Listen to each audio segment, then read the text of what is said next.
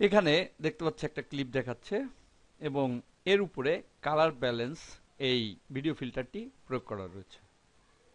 আমি এখান থেকে এর উপর ডাবল ক্লিক করি এবং এখান থেকে ব্রাইটনেসটা বৃদ্ধি করি। দেখতে পাচ্ছি এখানে কোনো প্রভাব পড়ছে না।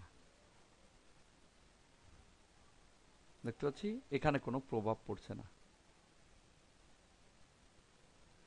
ক্যান্সেল করি। এর কারণ হচ্ছে এখানে যেটা দেখাচ্ছে এটা হচ্ছে যেখানে প্লে হেডারটা রয়েছে সেটা দেখাচ্ছে, কিন্তু আমার সিলেক্টেড ক্লিপ হচ্ছে এটা, অর্থাৎ এটা আমি সিলেক্ট করে রেখেছি।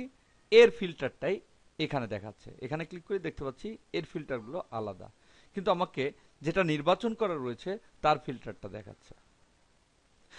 কিন্তু এখানে প্রিভিউ করছে যেখানে প্লে হেডটা রয়েছে, যার কারণে আমি এখানে যখন পরিবর্তন করছি তখন এই ক্লিপটার পরিবর্তন হচ্ছে, এর কোনো পরিবর্তন হচ্ছে না বিধায় এখানে কোনো পরিবর্তন হচ্ছে না। এবার আমি এটা নির্বাচন করি এবং প্লে হেডটা এখানেই থাক। এক্ষেত্রে এই ক্লিপটা দেখা যাচ্ছে এবং প্লে হেডটা যেখানে রয়েছে সেখানেই দেখা যাচ্ছে। এবার কালার ব্যালেন্সের উপরে ডাবল ক্লিক করি এবং এখান থেকে ব্রাইটনেসটা হ্রাস বৃদ্ধি করি। দেখতে পাচ্ছি এবার পরিবর্তন হচ্ছে, কারণ প্লে হেডটি রয়েছে যে ক্লিপটি নির্বাচন করা রয়েছে সেখানে।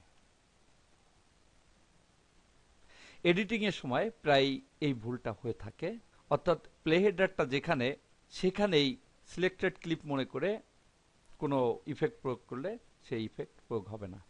খেয়াল রাখতে হবে কোন ক্লিপটা নির্বাচন করা রয়েছে সেই ক্লিপটার পরিবর্তন হচ্ছে।